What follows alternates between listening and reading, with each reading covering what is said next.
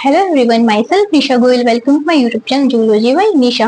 तो आज अपन parathyroid gland के बारे में देखते हैं। अपन ने देखा था कि जो पैराथायरॉइड जो ग्लैंड होते हैं, थायरॉइड ग्लैंड के बैक साइड होती है। कितनी होती है पैराथायरॉइड ग्लैंड? 4 होती है।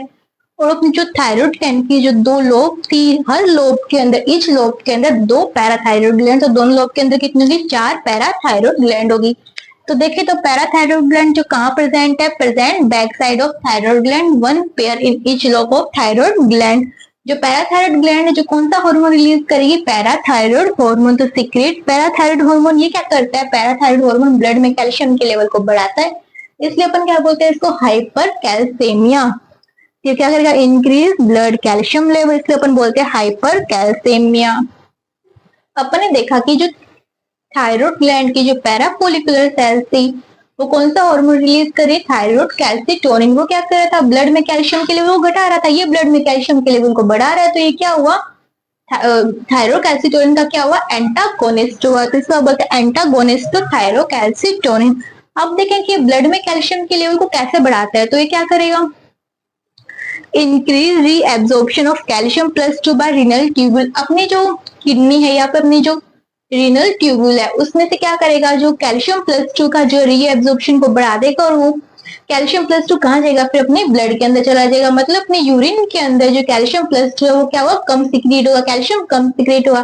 लेकिन जो थायरोकैल्सिटोनिन था, वो क्या कर रहा था? अपने यूरिन के अंदर जो कैल्शियम है वो ज्यादा सीक्रेट करा रहा था। ये क्या करेगा? अपने यूरिन के अंदर कैल्शियम कम सीक्रेट कराएगा, और अपनी किडनी है वो क्या करेगी? कैल्शियम को ज्यादा रीएब्जॉर्ब करेगी। सेकंड, ये क्या करता है? अपने जो फूड इंटेक करते हैं, उस वो जो फूड है वो जब डाइजेशन हो जाता है उस फूड का, तभी क्या करता है? उस डाइजेस्टेड फूड से कैल्शियम +2 के रीएब्जॉर्प्शन को इंक्रीज करता है।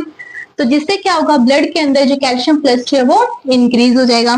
तो increase calcium +2 absorption from digested food. और अब तुम देखें कि अपनी बॉडी के अंदर सबसे ज्यादा कैल्शियम कहाँ होता है? अपनी बोन के अंदर होता है। तो ये जो बोन से भी कैल्शियम +2 क्या करेगा? एब्जॉर्ब करेगा। बोन से कैल्शियम +2 एब्जॉर्ब होके कहाँ जाएगा? अपने ब्लड के अंदर जाएगा। तो अगर अपनी बोन से कैल्शियम +2 एब्जॉर्ब होगा, तो अपनी बोन क्या हो जाएगी? भुरभुरी हो जाएगी। बोन का क्या हो जाएगा? डीमिनरलाइजेशन हो जाएगा। तो ये क्या करता है? बोन से कैल्शियम +2 को रीएब्जॉर्ब करेगा, जिससे अपनी बोन क्या हो जाएगी? डिसोल्यूशन, मतलब ब्लड के अंदर घुलनी स्टार्ट हो जाएगी, अगर डीमिनरलाइजेशन हो जाएगा। तो इसको अपन क्या बोलते हैं? मतलब ये किसकी करेक्टर है? ऑस्टियोपोरोसिस का करेक्टर। अपन थायराइड हार्मोन से रिलेटेड डिसऑर्डर्स देखें, तो सबसे पहले अपन हाइपर सिक्रेशन से देखते हैं। हाइपर सिक्रेशन से क्या होगा? पैराथायराइड हार्मोन ज्यादा होगा। पैराथायराइड हार्मोन ज्यादा होगा तो अपने ब्लड में कैल्शियम का लेवल इंक्रीज होगा। ब्लड में कैल्शियम का लेवल इंक्रीज होगा, तो कैल्शियम है वो ब्लड में कैल्शियम आएगा कहाँ से? अपने बोन से आएगा। अपनी बोन से कैल्शियम ज्यादा आएगा, तो अपनी बोन क्या होगी? डेस्ट्रॉय होना स्टार्ट हो जाएगी। उसको अपन क्या बोलते हैं? ऑस्टियोपोरोसिस। ऑस्टियोपोरोसिस के अंदर क्या होगा? अपनी बोन डेस्ट्रॉय होना स्टार्ट हो जाती है, उसका क्या? डीमिनरलाइजेशन स्टार्ट हो जाता है। तो इसके अंदर तो बोन डेस्ट्रॉय होना स्टार्ट होगी, तो बोन के फ्रैक्चर होने के चांसेस भी क्या होंगे? ज्यादा होंगे। तो bone more prone to fracture. और एक और चीज देखिए, जो ऑस्टियोपोरोसिस है वो एस्ट्रोजन की कमी से भी होता है। जो फीमेल के अंदर मीनोपॉज आ जाता है, तो क्या होता है? एस्ट्रोजन की डेफिशिएंसी हो जाती है। मतलब बॉडी के अंदर एस्ट्रोजन क्या होता है? कम होएगा। बॉडी के अंदर एस्ट्रोजन कम होएगा, बॉडी के अंदर एस्ट्रोजन कम होएगा, जिससे क्या होगा? ऑस्टियोपोरोसिस होने के चांसेस होते हैं। तो मतलब जो ज्यादा एज की फीमेल होती है, उसके अंदर ऑस्टियोपोरोसिस होने के चांसेस ज्यादा होते हैं एज कंपेयर टू मेल। ठीक है। और इसके हाइपोसिक्रेशन से क्या होता है? हाइपोसिक्रेशन से ब्लड के अंदर कैल्शियम क्या है? कम है।